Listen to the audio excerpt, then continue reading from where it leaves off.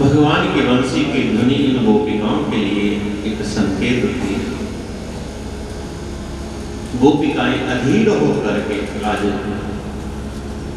और भगवान के इस बुलावे पर भगवान के समीप चलने लगी। वर्णन यहाँ पर बड़ा अद्भुत दिया है और वास्तव में ऐसा ही होता था, क्योंकि यह भगवान का बुलावा है। इस भगवान के बुलावे पर व्यक्ति जैसा होता है उसे उसी स्थिति में जाना पड़ता है। हाथ में यदि भोजन का ग्रास है तो हाथ में ही रह जाएगा जब उसका बुलावा आएगा।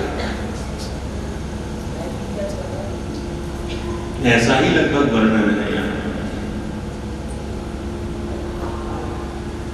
क्योंकि निशम्य गीतम तदनंग वर्धनम,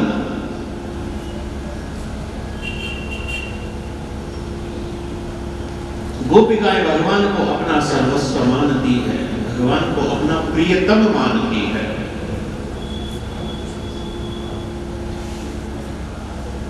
तो बंसी की उस मधुर ध्वनि को सुन करके गोपिकाएं चली। जिन जिन का मन भगवान में जुड़ा था वे सब गोपिकाएं चली, चाहे त्रिलोकी के अंदर वह कहीं भी हो।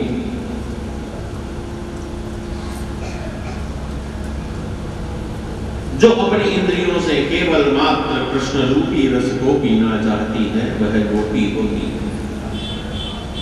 वो कहते हैं इंद्रियों को पीत्वा। इंद्रिय रूपी पात्रों के अंदर जो कृष्ण रूपी रस ही केवल पान करती है। आंखों से देखना तो कृष्ण को देखना, कानों से सुनना तो कृष्ण को सुनना, कृष्ण की बंसी को सुनना और कुछ नहीं सुनना। हाथों से कुछ करना तो कृष्ण के लिए करना, चलना तो कृष्ण की ओर चलना, कृष्ण के लिए चलना। स्पर्श चाहिए तो कृष्ण का चाहिए। संपूर्ण इंद्रिय, चाहे ज्ञान इंद्रिय हो चाहे कर्म इंद्रिय हो, सब कुछ कृष्ण के लिए हो, वह गोपी होती है। और गोपिकाएं चली इस प्रकार, जो जो कार्य कर रही थी उस कार्य को वहीं त्यागा। कुछ सुध बुध नहीं है, तन की मन की किसी की भी सुध बुध नहीं है। और यहाँ तो इतना भी वर्णन दिया है कि जब यह गोपिकाएं जाती थी और उस समय जब जमुना जी में स्नान करने यह जाती थी तो एक दूसरे को बुलाती थी, पुकारती थी और फिर कृष्ण की लीलाओं के गीत गाती गाती यमुना जी में स्नान करने जाती थी। लेकिन आज इनकी गति बड़ी विचित्र हो गई है।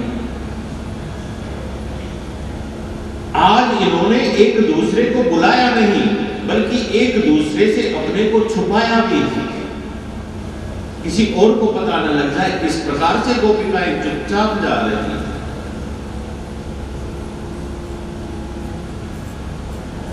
कुछ गोपिकाओं को घर वालों ने रोक लिया, बंद कर दिया, बांध दिया। तो कहते हैं कृष्ण विरह रूपी योगाग्नि में अपने कर्मावशेष को भस्म करके दिव्य रूप धारण करके और वे गोपियां पहुंचे।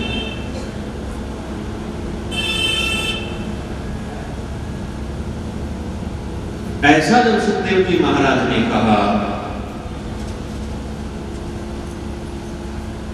महाराज परीक्षित परीक्षित ने यहाँ पर एक प्रश्न पूछा।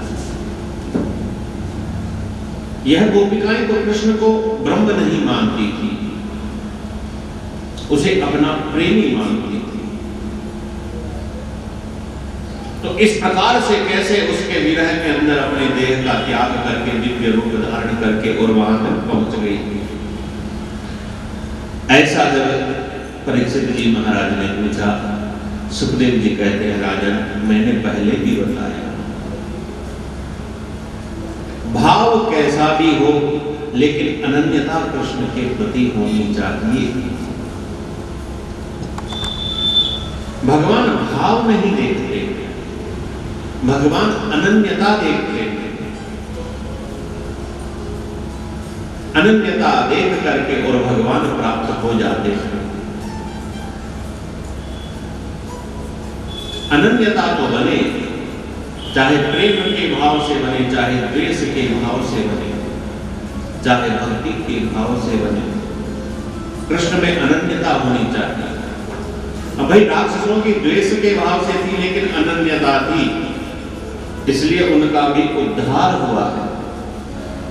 लेकिन उद्धार कैसे हुआ? भगवान ने उनको मारा, तब उद्धार हुआ, मरने से मुक्ति हुई। और जो प्रेम से, जो भक्ति से संबंध रखते हैं, उनकी मरने से मुक्ति नहीं होती है, उनकी तो जीते जी मुक्ति हो जाती है। रहते हैं संसार में लेकिन संसार से अलग रहते हैं। पद्म पत्राम एवं वसा, जैसे जल के ऊपर कमल का पत्ता रहता है, ऐसे ही भगवान के भक्त भगवान को प्राप्त कर लेते हैं और फिर बस उस आनंद में डूब जाते हैं। भगवान के यह भक्त कैसे हैं, किस प्रकार के हैं? अरे कई लोग कहते हैं हमको ऐसा अनुभव हुआ, हमको ऐसा अनुभव हुआ, हमको यह होता है, हमको यह होता है। सत्य बात है, यदि सच्चा अनुभव होगा ना, फिर किसी को बताने लायक नहीं रहोगे। सत्यता यही है।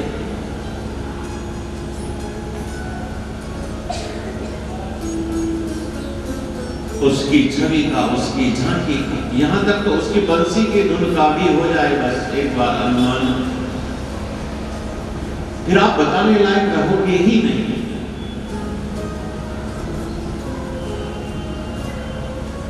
स्पष्ट वचन है भाई, निर्मल मन जन सो मोहि पावै।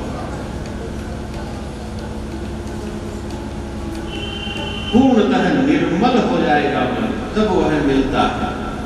फिर तो यह बताने जितना भी अभिमान नहीं रहता है।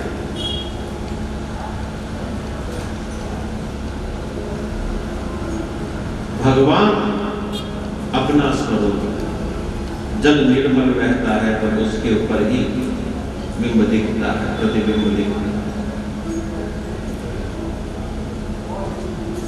जल में यदि तरंगे चलती हो तो धुंधला दिखता है, स्पष्ट नहीं दिखता। ऐसे ही जिसको प्राप्त हो गया वह तो बताने लायक ही नहीं रहता है। तो किसी भी भाव से प्राप्त हो, लेकिन प्राप्त अनन्यता के कारण होता है। अमृत होता है, अमृत को आप जान करके पियो चाहे अनजान में पियो, अमृत तो अमृत है। और जहर जहर होता है, आप जान करके पियो चाहे अनजान में पियो। ऐसा थोड़ी ना होगा कि भाई हमने तो अनजाने में जहर पी लिया इसलिए हम जहर से बच गए। नहीं, हमने तो अनजाने में अमृत पिया इसलिए हमें अमृत का प्रभाव नहीं मिला। नहीं, अग्नि को आप स्पर्श करोगे तो अनजान के करोगे, अनजाने आप अग्नि को स्पर्श करोगे तो क्या अग्नि जलाएगी? नहीं जलाएगी। वस्तु शक्ति, ऐसे ही भगवत शक्ति। अनन्यता आपकी कैसी है यह भगवान नहीं देखते, लेकिन अनन्यता होनी चाहिए। किस भाव से है यह नहीं, भावों का फर्क तो ऐसे ही पड़ता है कि बस जैसे दुष्ट लोग दुष्टता से भजते हैं, तो मर करके मुक्ति प्राप्त करते हैं, और भक्त लोग जीते जी मुक्ति प्राप्त कर लेते हैं, उस आनंद को प्राप्त कर लेते हैं। सुखदेव जी महाराज ने यही बताया, राजन इस बात में तुम्हें विस्मय नहीं करनी चाहिए। अरे कृष्ण क्या है? योगेश्वरेश्वरे कृष्ण यद एतद विमुच्यते। योगेश्वरों के भी ईश्वर भगवान श्री कृष्ण के लिए यह कोई आश्चर्य की बात नहीं है। कृष्ण के संबंध में ऐसा कहना भी कोई आश्चर्य की बात नहीं है। कामम, क्रोधम, भयम, स्नेहम, कैसा भी भाव हो, कुछ भी भाव हो, लेकिन भाव केवल कृष्ण से हो। तुलसी अपने राम को रीझ बजर जाए ठीक,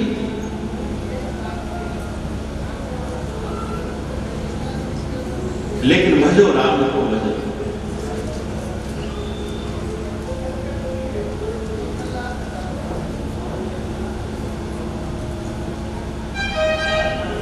परीक्षित के प्रश्न का समाधान करके सुखदेव जी महाराज ने आगे की कथा प्रारंभ की। भगवान की बंसी की धुन को सुन करके समस्त गोपियां आई भगवान के समीप, और भगवान ने कहा, स्वागतम वो महाभाग।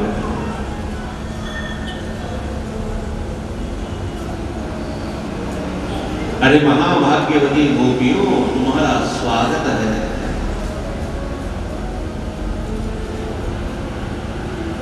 प्रियम किम करवाणी वह, मैं तुम्हारे लिए क्या करूं, क्या कर सकता हूं, बताओ जो तुम्हें प्रिय हो, तुम्हें अच्छा लगे।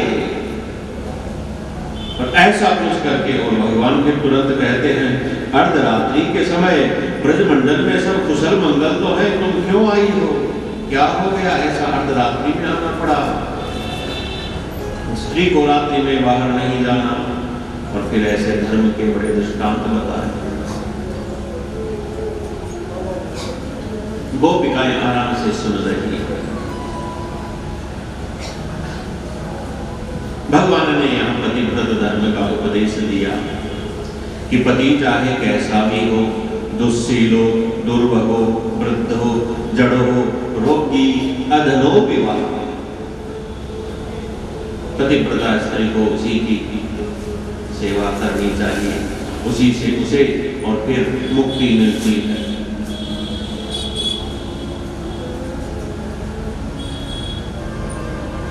यह जंगल है, अर्धरात्रि में तुम्हें यहाँ नहीं आना चाहिए, जाओ वापस चली जाओ।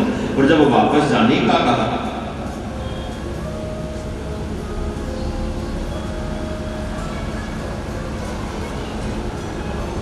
कुछ विद्वान लोग तो कहते हैं कि तद यातमा चिरम गोष्ठम,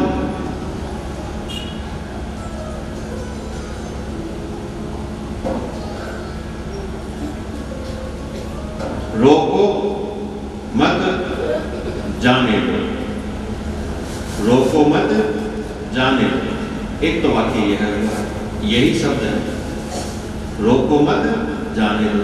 और इसी में जब कोमा है पहले शब्द के आगे लगा दो कि रोको मत जाने दो।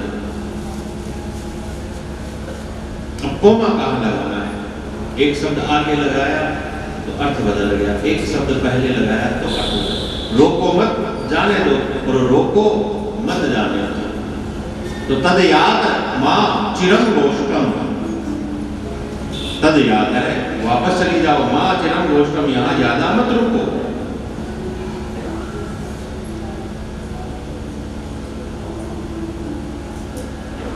तद याद मां चिरम गोष्ठम, जाओ मत, चिरम गोष्ठम, यहां रुको।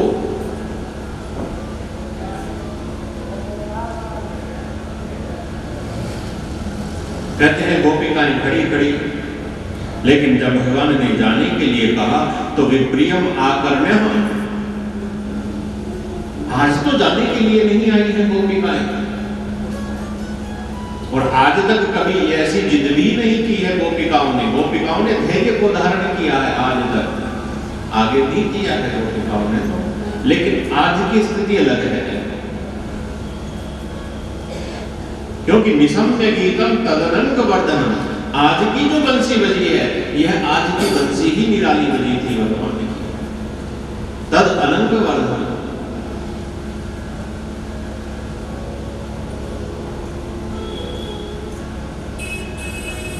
पुनः लौटने की बात जब आज भगवान के मुखमंडल से सुनी, गोपिकाओं को सहन नहीं हुआ है। और फिर गोपिकाएं कृत्वा मुखान्यवसुच स्वसनेन सुस्यद बिंबाधराणि चरणेन भुवं लिखन्ति। गोपिकाओं की श्वास, मुख तो नीचे पर रखा है लेकिन श्वासें बढ़ने लगी, और चरणेन भुवं लिखन्त्यः, खड़ी खड़ी अपने पैर के अंगूठे से और भूमि को खोदने लगती। विप्रिय बात को सुना तो नेत्रों से आंसू झर रहे थे। ऐसा लगता है कि मानो चरणों के अंगूठे से गड्ढा खोदेगी, आंसुओं से उसे भरेगी और उसी में डूब मरेगी।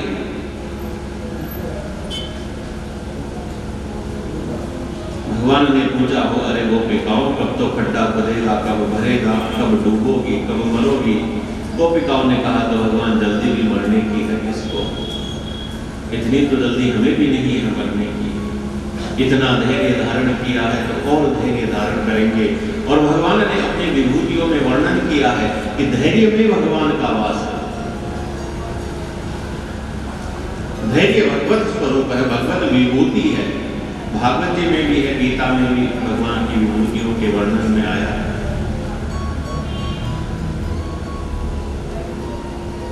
गोपिकाओं में धैर्य है, परम धैर्य है। और फिर गोपिकाओं ने बड़ी सुंदर बातें यहाँ पर कही है। हे श्याम सुंदर, तुम तो सब धर्मों का रहस्य जानते हो और तुम हमसे कहते हो अपने पति, पुत्र, भाई, बंधुओं की सेवा करना ही स्त्रियों का स्वधर्म है। तुम्हारी बात ठीक है, परंतु इस उपदेश के अनुसार तो हमें तुम्हारी ही सेवा करनी चाहिए।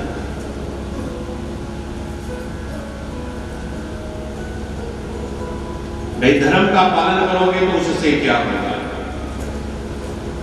धर्म का पालन करोगे तो मुक्ति होगी, और मुक्ति से क्या होगा? भाई परमात्मा ही तो मिलेगा। तो तुम हमको सीधे मिल रहे हो। जब सीधे मिल रहे हो तो मरने के बाद में तुम्हें प्राप्त करें, ऐसा कर्म हम क्यों करें?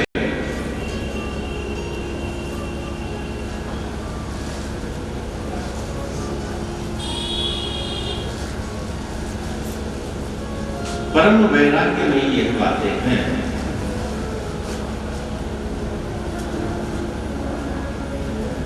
द्वितीय स्कंद में वर्णन आता है कि भाई जब हम अपनी बांह का ही तकिया लगा करके सो सकते हैं तो हमें तकिए की क्या आवश्यकता? अपने हाथ को ही लगा लो, सो जाओ। कंद मूल फल क्या पेड़ों ने देने बंद कर दिए जो भोजन की चिंता करते हैं? नदियों ने क्या बहना बंद कर दिया जो जल की चिंता करते हैं? अरे पर्वतों की गुफाएं क्या बंद हो गई जो रहने की चिंता करते हैं? हमारा जीवन तो इन सब के प्रबंध में ही तो व्यतीत हो जाता है।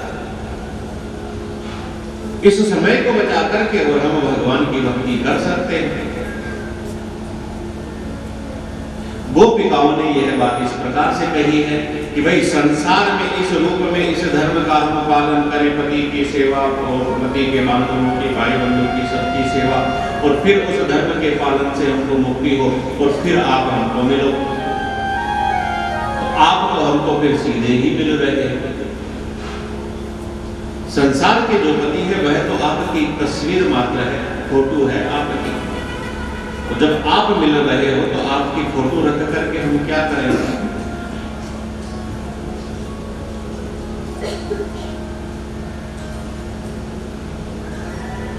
आप सीधे हमें मिल रहे हैं। गोपिकाओं की इन बात को सुनकर के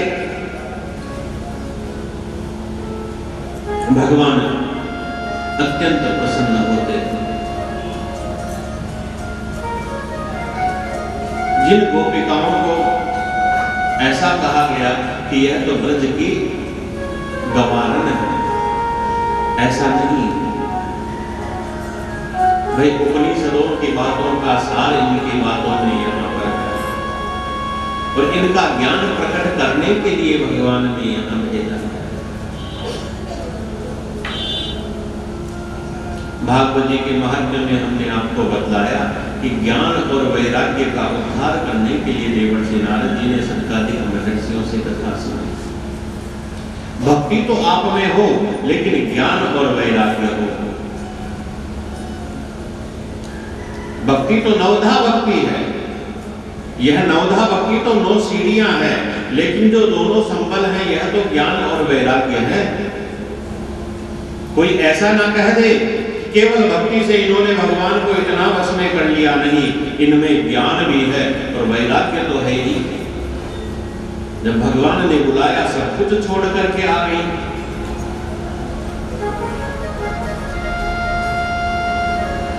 भक्ति की प्रधानता होनी चाहिए, ज्ञान वैराग्य संबल साथ दे रहे।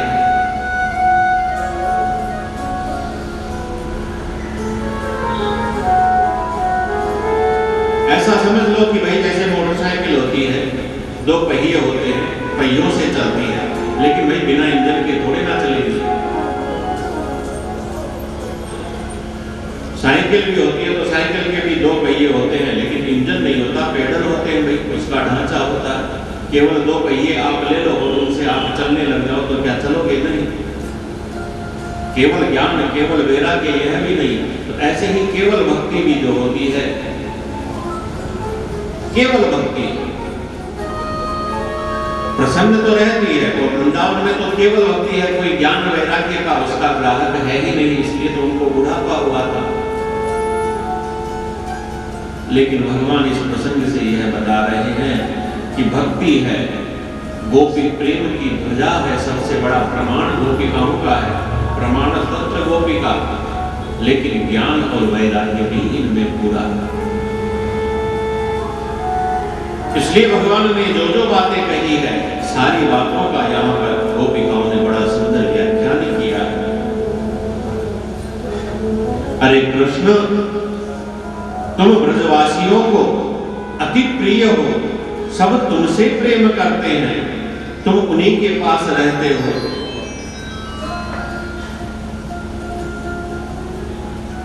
आज अपने चरणों की सेवा का अवसर हमें भी दे। गोप ग्वालों के साथ रहते हो, कितना रहते हो, दिन भर रहते हो, गाय चराने जाते हो, केवल उन्हीं के पास रहते हो। हमें भी समय दे दो थोड़ा। हम क्या मांगती हैं? तुमसे कुछ नहीं मांगती, बस तुम्हारा साथ चाहती।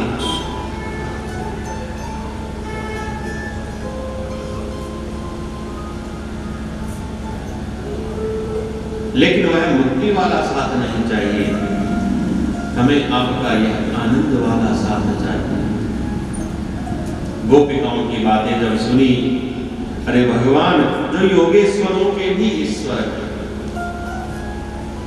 अष्ट सिद्धि नौ निधि सब कुछ है, ऐसे भगवान ने फिर अपनी इन भक्त गोपिकाओं को प्रसन्न करने के लिए दिव्य रास का प्रारंभ किया। वृंदावन की निकुंजों के अंदर यह दिव्य रास हो रहा है। भगवान श्री श्यामा श्याम निकुंज के अंदर विराजते हैं। गोपिकाओं के अनेक अनेक अनेक मंडल हैं, लाखों लाखों गोपिकाएं, क्योंकि भगवान की यह दिव्य लीला भगवान की परम आह्लादिनी शक्ति के सहित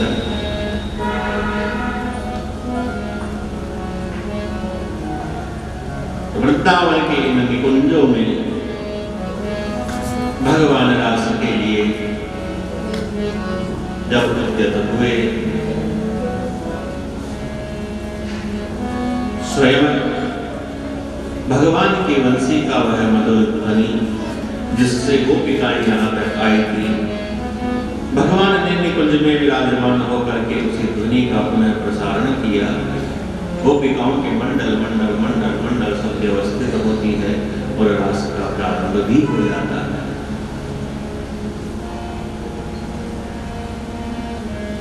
गोपिकाओं को भगवान के उस रास में आनंद आने लगता है। भगवान को अपने अनुकूल देख करके जो इन गोपिकाओं की थोड़ी बहुत कुछ उदासी थी भगवान के प्रति, वह भी नष्ट हो जाती है। अब तो गोपिकाएं अपने आप को धन्य मान करके भगवान के इस रास का आस्वादन करती है, भगवान की थोड़ी सेवा शुश्रूषा इत्यादि भी करती है। तो महारास का यह आनंद प्रारंभ होने लगता है। उन कुंज में विराजे घनश्याम राधे राधे, कुंज में विराजे घनश्याम राधे राधे, कुंज में विराजे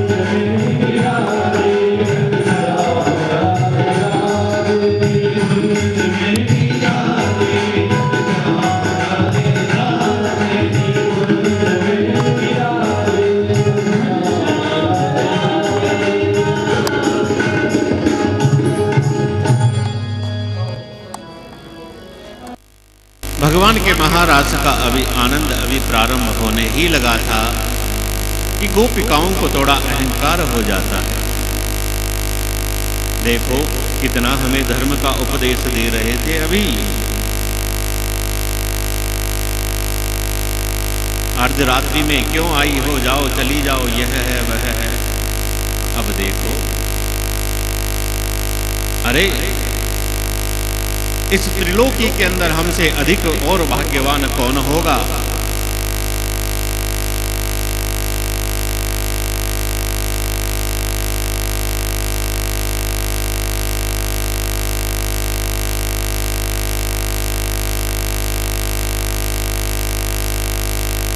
तासाम तद सौभगमदम वीक्षमानम च केशवम। बस भगवान को यही स्वीकार नहीं होता।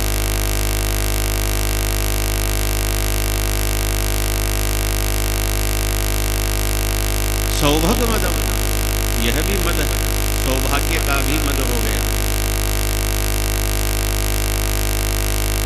हमारे साथ कृष्ण रास कर रहे हैं, हमारे साथ नाच रहे हैं। तो देखो, नाचना भी, भगवान तो पहले भी नाचे हैं कि ताही छ अहीर की छोहरिया छछियावर छाछ पे नाचन चाहो।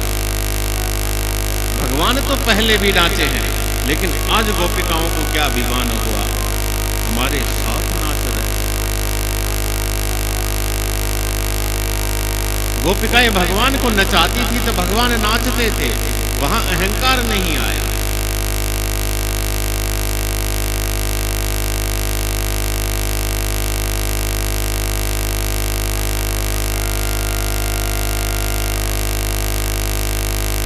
भक्त बनकर के रहो, सदैव भक्त ही बनकर के रहो, क्योंकि भक्ति के अंदर वात्सल्य भक्ति भी आ जाती है।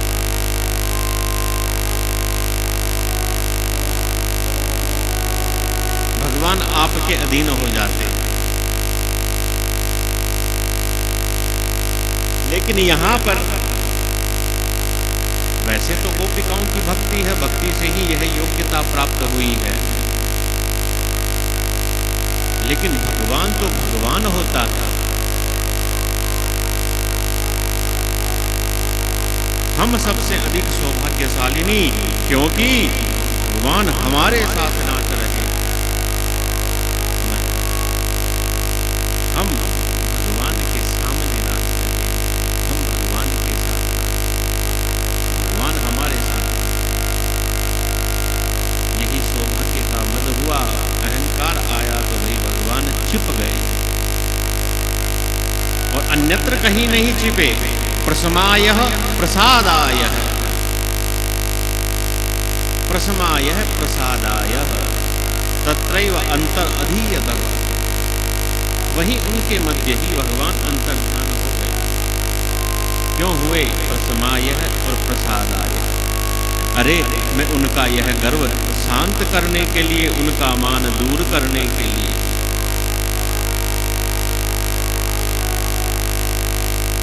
भक्त जब पूर्णतः भगवान के प्रति आश्रित हो जाए, फिर भक्त से यदि कोई दोष भी हो जाता है, उस दोष को भगवान दूर करा देते हैं। इसलिए भगवान ने यह सब किया। भगवान के आश्रित होकर के आप करो, तब आप केवल निमित्त मात्र हो, आपको कोई भी दोष नहीं लगेगा। यदि कुछ गलत हो गया है तो उसका भी दोष नहीं लगेगा, आपका गलत कभी होगा नहीं।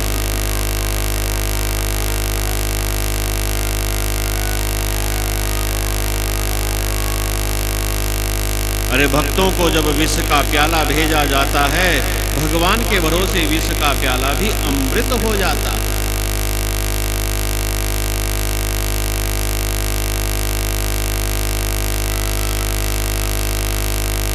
मीराबाई के लिए जहर का प्याला भेजा, पी गई मीराबाई, कुछ नहीं हुआ। भेजने वाले को आश्चर्य हुआ, कहीं मिलावट का तो नहीं था। इसलिए दोबारा भेजा तो उसका परीक्षण किया। जहर मंगवाया, भीषण जहर। अरे, जिसकी एक बूंद गिरने से हाथी मर गया, ऐसा जहर परीक्षण करके पुनः भेजा। भगवान का चरणामृत समझ करके पुनः पी गई, कुछ नहीं, क्योंकि पूर्णतः आश्रित है भगवान के। और ऐसा जो भगवान का पूर्ण भक्त होता है, यदि दोष हो भी जाता है तो उस दोष को, उस गलती को भगवान दूर कर देते हैं, करवाते हैं। प्रसमायः प्रसादायः। गोपिकाओं को यह हुआ, वैसे हुआ नहीं है। हम लोगों को समझाने के लिए यह वर्णन है सारा। भगवान वही अंतर ध्यान हो गए। भगवान को न पा करके गोपिकाएं बड़ी व्याकुल हुई, और जब व्याकुल हुई कृष्ण को ढूंढने लगी, और कृष्ण को ढूंढती ढूंढती वृंदावन के इन वनों में, इन कुंजों में भूल गई। किसे पूछे, कैसे पूछे? जो सामने दिखता है उसे पूछती है, पेड़ पौधों से पूछती है, लताओं पताओं से पूछती है, घास से पूछती है, यमुना जी से पूछती है, ब्रजरज से, सबसे पूछती है, पत्थरों से, शिलाओं से पूछती है, गोवर्धन पर्वत से पूछती है। तुमने कहीं हमारे कृष्ण को देखा? तुमने कहीं हमारे कृष्ण को देखा? तुमने देखा? तुमने देखा? ऐसे कृष्ण को ढूंढती ढूंढती और गोपिकाएं स्वयं कृष्ण बन जाती है, कृष्ण की लीलाओं का अनुकरण करने लगती है। एक गोपी अपनी ही जो ओढ़नी होती है, चुनड़ी होती है, उसको दोनों हाथों से फैला लेती है, चिल्लाती है, अरे ब्रजवासियों आ जाओ, मैंने तुम्हारी रक्षा के लिए गोवर्धन उठा लिया है। तो एक गोपी दूसरे गोपी के कंधे के ऊपर चढ़ती है, उसे पकड़ करके कहती है, अरे दुष्ट कालिए नाग, तू यहाँ मत रहे, यमुना जी को दूषित करता है, तू निकल जा यहाँ से, भाग जा। कुछ गोपियां अपना अलग झुंड बनाती है, अरे आओ ग्वाल बालों, वनभोज का आयोजन करते हैं। भगवान की सभी लीलाओं का यहाँ पर गोपिकाएं अनुसरण करती हैं। कृष्ण को ढूंढती है, कृष्ण को याद करती है, वृंदावन की इन कुंजों के अंदर भटकती है, इधर से उधर, इधर से उधर, और भटकते भटकते फिर इनको एक जीवन का आश्रय मिलता है जिनसे यह प्राण धारण कर सके, और वह आश्रय जो है वह है भगवान के चरण चिन्ह का दान।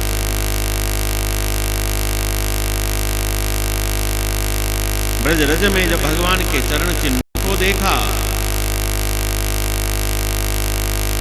गोपिकाएं दौड़ करके वहां एकत्रित हो गई, हाथों से उसकी सुरक्षा करती है। अरे जब तक कृष्ण नहीं मिलते तब तक हमारे प्राणों को आधार है यह कृष्ण के चरण चिन्ह को देख करके हम जीवित रह लेंगे। उन चरण चिन्हों को देखते देखते देखते देखते जाती है, विचार करती है, साथ में एक सखी के भी चरण चिन्ह है, कौन वह महाभाग्यशालिनी है जिसे साथ लेकर के गए हैं। और आगे जाकर के देखा तो आगे महारानी जी भी दिखती हैं बैठी। कहते हैं कुछ गोपिकाओं ने कहा, अरे वह निष्ठुर आपको भी छोड़ गया, आपका भी त्याग कर दिया उसने। राधा रानी कहती है, उन्हें निष्ठुर मत कहो, अवश्य मेरी ही कुछ गलती होगी। कहते हैं भगवान जब गए राधा रानी को अपने साथ लेकर के, तो भगवान बार बार पीछे मुड़ करके देख रहे थे। इसलिए राधा जी ने सोचा कि भाई मुझे अपने साथ तो ले आए, लेकिन इनका मन तो उन्हीं में अटका हुआ है, और यह परम आह्लादिनी शक्ति, यह सखियों को छोड़ना नहीं चाहती, क्योंकि कृष्ण का मन इनमें अटका है, इसलिए पलट पलट करके देख रहे हैं। इसलिए राधा रानी ने कह दिया, भाई मेरे तो पांव दुखने लगे,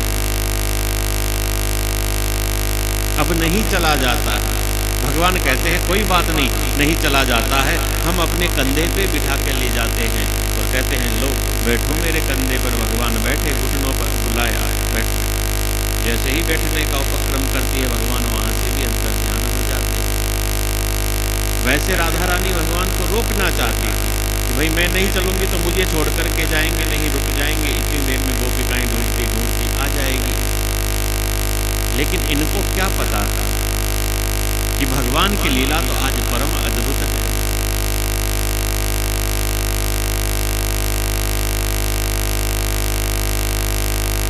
भगवान आज इनको बताना चाहते थे कि किस प्रकार से मैं प्राप्त होता हूं, पूर्ण रूपेण।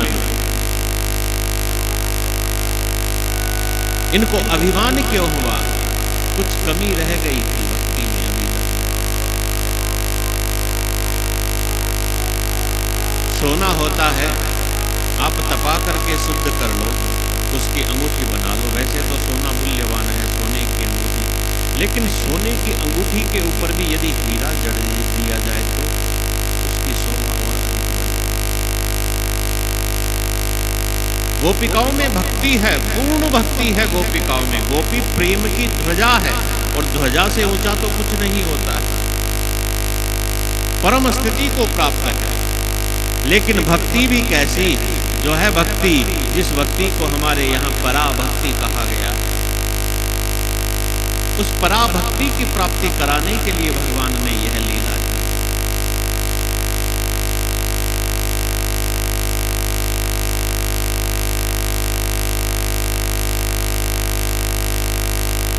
हमारे पूर्वाचार्य हरिव्यास देवाचार्य जी महाराज ने भगवान के संकीर्तन में पराभक्ति प्रदायनी करी कृपा करुणा निधि प्रिय, जयति जय राधा रसिकमणि मुकुट मन हर मुक्ति। हमारी भक्ति पराभक्ति हो, निरंतर बढ़ने वाली भक्ति हो, जो कभी कम नहीं हो। उस पराभक्ति की प्राप्ति करवाने के लिए भगवान की यह लीला है। जब गोपिकाओं ने देखा राधा रानी को तो कहा वह निष्ठुर तुम्हें भी छोड़ गया, तो राधा रानी ने कहा उसे निष्ठुर मत कहो, अवश्य हम में कोई दोष है इसलिए वह गया। और फिर कहती है, इन वन की कटीली कुंजों के अंदर उसे ढूंढने जाओगी, हमसे छुपने के लिए वह हमसे और आगे भीतर भीतर जाएगा, घने जंगल में जाएगा। जंगल का मार्ग बड़ा पथरीला है, कंटीला है, उसके पांव में कांटा न चुभ जाए, इसलिए वन के भीतर मत जाओ।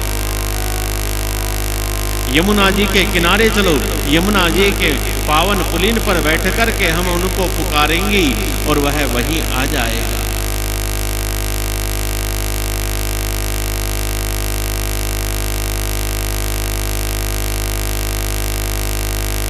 यानी वन वन में ढूंढेंगे हमसे छुपने के लिए, वह और भीतर जाएगा, इन पथरीले कंटीले मार्गों पर चलेगा, उसे कोई कांटा चुप गया तो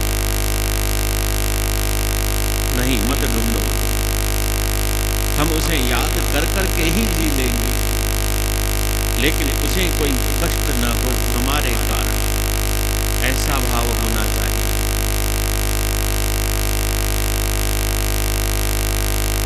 और इन्हीं भावों को फिर गोपी गीत के माध्यम से बताया गया। यमुना जी के परम पावन पुलिन पर आकर के और बैठी है,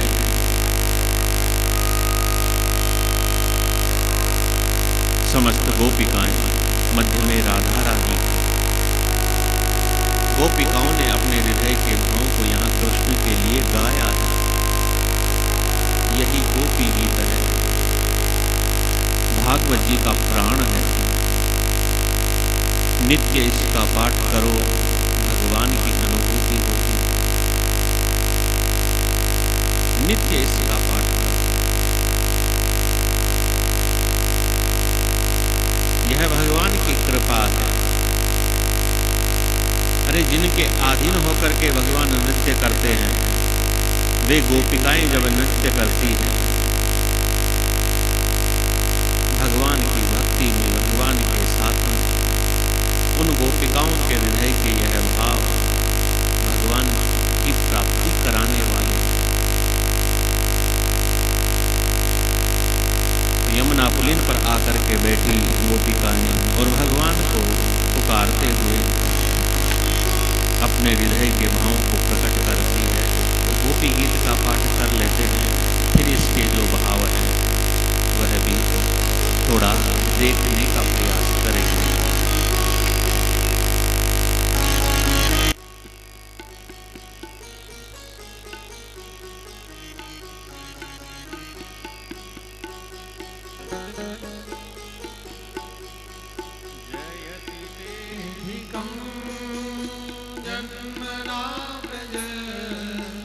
श्रयत इंदिरा शाश्वत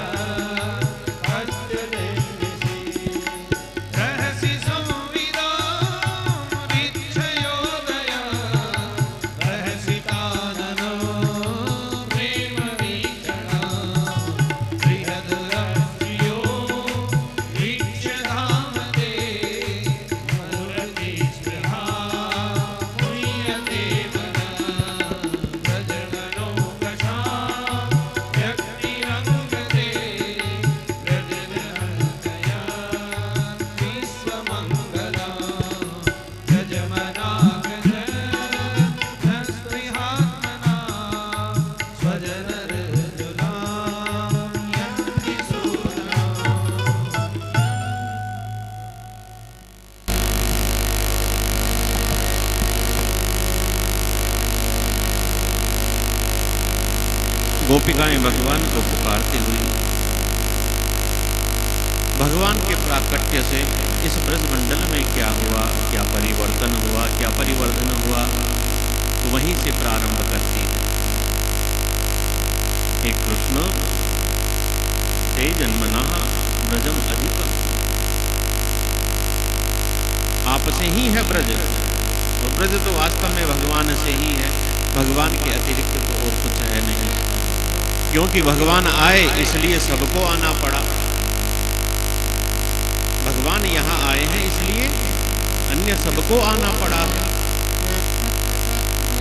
और भगवान क्यों आए हैं?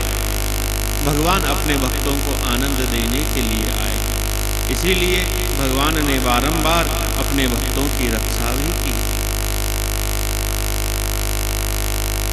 अरे अस्त्र से मारना ही कोई मारना होता है क्या? नेह से, प्रेम से मारना क्या वध नहीं है? और जब मारना ही था तो फिर बचाया क्यों? विष जलाप्ययाद व्याल राक्षसाद वर्ष मारुताद वैद्युतानल, अनेकों बार बचाया। तो जब मारना ही था तो हमें बचाया क्यों? मर जाने देते हमें। अरे कृष्ण, हम जानती हैं तुम कौन हो, न खलु गोपिका नंदनो भगवान, यशोदा के पुत्र नहीं, तुम सबके प्राणाधार हो। अरे कृष्ण, क्या चाहती हैं हम तुमसे? हम केवल इतना ही चाहती हैं, तुम अपने यह चरणारविंद हमारे वक्षस्थल पर रख दो, इससे अधिक और कुछ नहीं चाहती। फणीफनार्पितम ते पदाम, अरे कालिय नाग के फणों पर भी तो रखे थे।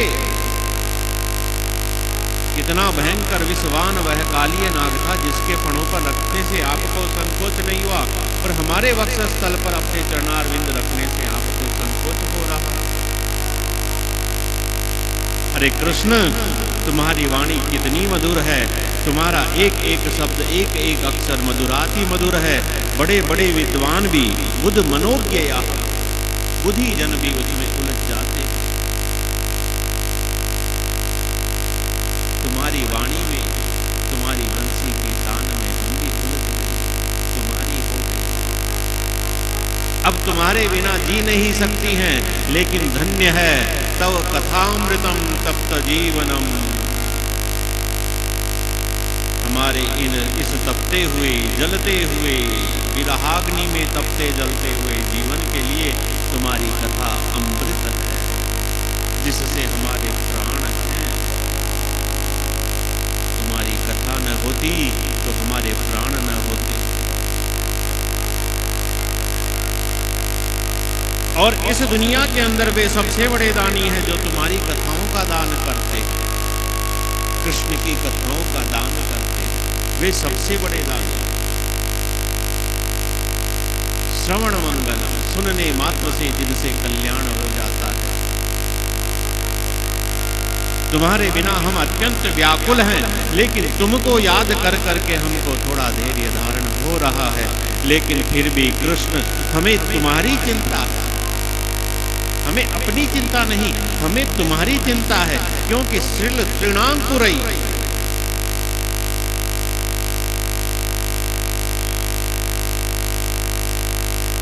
मैया ने कहा था पांव में जूती पहन लो, लेकिन तुमने नहीं पहनी। ऐसे ही तुम वन में गोचारण के लिए जाते थे, कृष्ण हमारा हृदय व्याकुल रहता। शिल तृणांकुरई, अरे इतने सुकोमल चरणारविंद जिनमें घास के तिनके भी घाव कर दे।